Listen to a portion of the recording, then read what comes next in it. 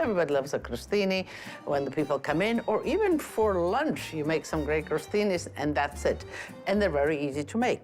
So we're gonna make some crostini with some great tomatoes, and of course, when they're in season and they're wonderful, they're the best. A nice ripe tomato, but it has to have some body, you know, not too overripe. And cut it, dice it up. Some great tomatoes, and then olives, you know, always great olives.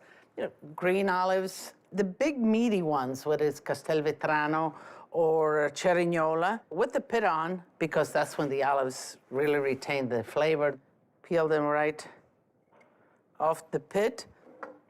Sometimes, you know, they kind of loosen up if you just whack them, and then you can just kind of squeeze the pit out. Let's toss this together, because this is what we're going to top the crostini. A little bit of oil, salt, a little peperoncino, some basil right in there.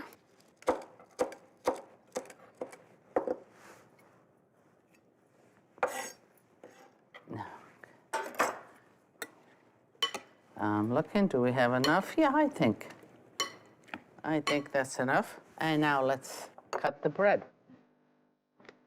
Let's see if we do like this. A nice country loaf.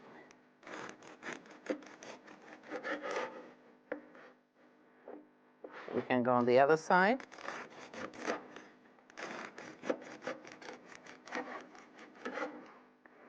Okay.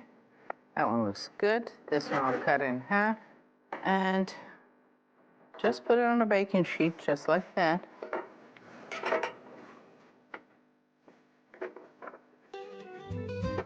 Okay.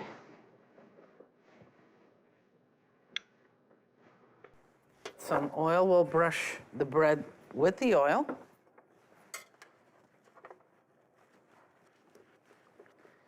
Okay. The bread is flavored.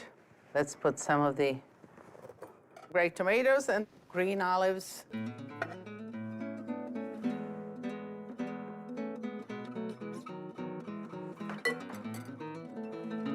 That looks good.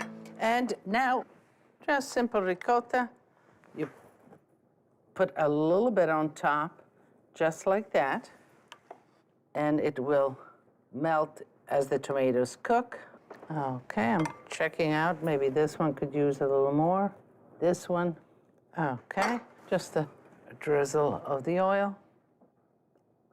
Okay, you preheat your oven 375 degrees, and you put this in, and in about 20 minutes, when it's nice and crisp, it'll be done and ready to serve. Wow, it looks quite good. The ricotta is nice and crusty, the bread is crusty. This is something that you don't need for the tomatoes to really cook and bubble. But just like this, they're kind of warm, half-cooked. The ricotta is warm and crusty, and everything looks delicious. You know, you want to kind of present it at the table. Let's do maybe family style. Just like that. And let me just shred some basil, some fresh basil.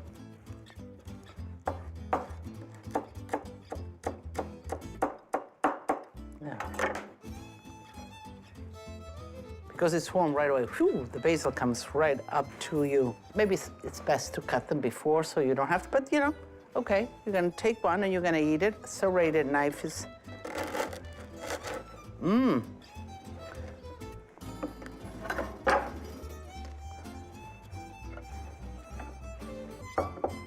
I think that anybody that sits at your table for dinner and is presented with a little one like that to begin with should be very happy. So let me taste it for you.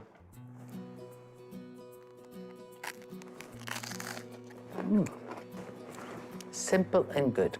Crunchy bread, a little bit of olive, nice tomatoes, basil with a little ricotta. All the elements of a perfect crostini.